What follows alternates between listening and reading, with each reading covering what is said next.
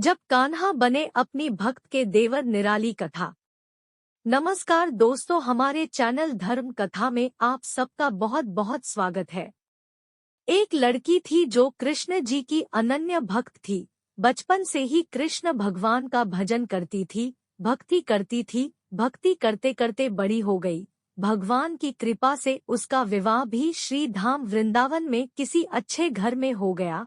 विवाह होकर पहली बार वृंदावन गई, पर नई दुल्हन होने से कहीं जा न सकी और मायके चली गई। और वह दिन भी आया जब उसका पति उसे लेने उसके मायके आया। अपने पति के साथ फिर वृंदावन पहुंच गई। पहुंचते पहुंचते उसे शाम हो गई। पति वृंदावन में यमुना किनारे रुककर कहने लगा, देखो शाम का समय है, मैं यमुना जी में स्नान करके अभी आता हूँ। तुम इस पेड़ के नीचे बैठ जाओ और सामान की देखरेख करना, मैं थोड़े ही समय में आ जाऊंगा, यही सामने ही हूँ। कुछ लगे तो मुझे आवाज दे देना। इतना कहकर पति चला गया और वह लड़की बैठ गई।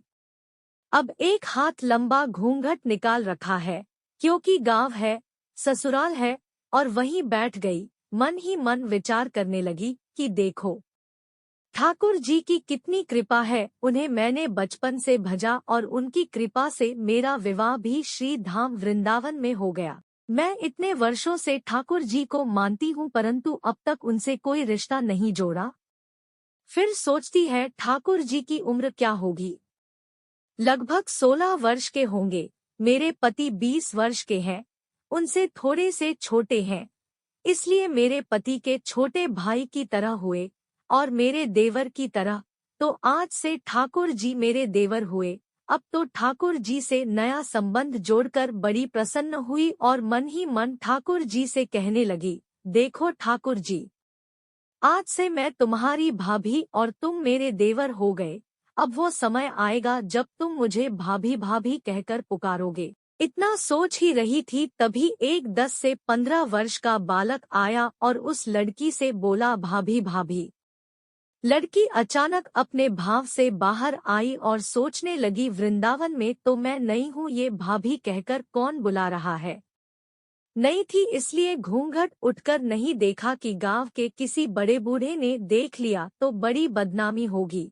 अब वह बालक बार बार कहता पर वह उत्तर न देती। बालक पास आया और बोला, भाभी तनिक अपना चेहरा तो दिखाई दे। अब वह सोचने लगी, अरे ये बालक तो बड़ी जिद कर रहा है, इसलिए कस के घूंघट पकड़कर बैठ गई कि कहीं घूंघट उठकर देखन ले। लेकिन उस बालक ने जबरदस्ती घूंघट उठकर चेहरा देखा और भाग गया। थोड़ी देर में उसका पति आ गया। उसने सारी बात अपने पति से कही। पति ने कहा, तुमने मुझे आवाज क्यों नहीं दी। लड़की बोली, वह तो इतने में भाग ही गया था। पति बोला, चिंता मत करो, वृंदावन बहुत बड़ा थोड़े ही है, कभी किसी गली में खेलता मिल गया तो हड्डी पसली एक कर दूंगा, फिर कभी ऐसा नहीं कर सकेगा। तुम्हें जहाँ भी दिखे मुझे जरूर बताना। फिर दोनों घर गए। कुछ दिन बाद उसकी सास ने अपने बेटे से कहा, बेटा देख तेरा विवाह हो गया, बहू मायके से भी आ गई, पर तुम दोनों अभी तक बाके बिहारी जी के दर्शन के लिए नहीं गए, कर जाकर बहू को दर्शन कराकर लाना। अब अगले दिन दोनों पति पत्नी ठाकुर जी के दर्शन के लिए मंदिर जाते हैं। मंदिर में बहुत भीड़ थी। लड़का कहने लगा, देखो तुम स्त्रियों के साथ आगे जाकर दर्शन करो, मैं भी आता हूँ। अब वह आगे गई पर घूंघट नहीं उठाती। उसे डर लगता कोई बड़ा बूढ़ा देखेगा तो कहेगा, नई बहू घूंघट के बिना घूम रही है। बहुत देर हो गई। पीछे से पति ने आकर कहा, अरे बाबली, बिहारी जी सामने है, घूंघट काहे नाय खोले। घूंघट नाय खोलेगी तो दर्शन कैसे करेगी।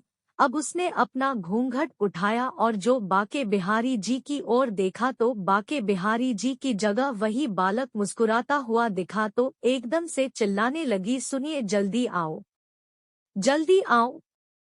पति पीछे से भागा भागा आया, बोला, क्या हुआ।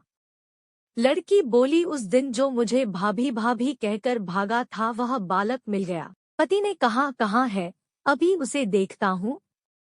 तो ठाकुर जी की ओर इशारा करके बोली, ये रहा, आपके सामने ही तो है। उसके पति ने जो देखा तो अवाक रह गया और बोला, तुम धन्य हो, वास्तव में तुम्हारे हृदय में सच्चा भाव ठाकुर जी के प्रति है।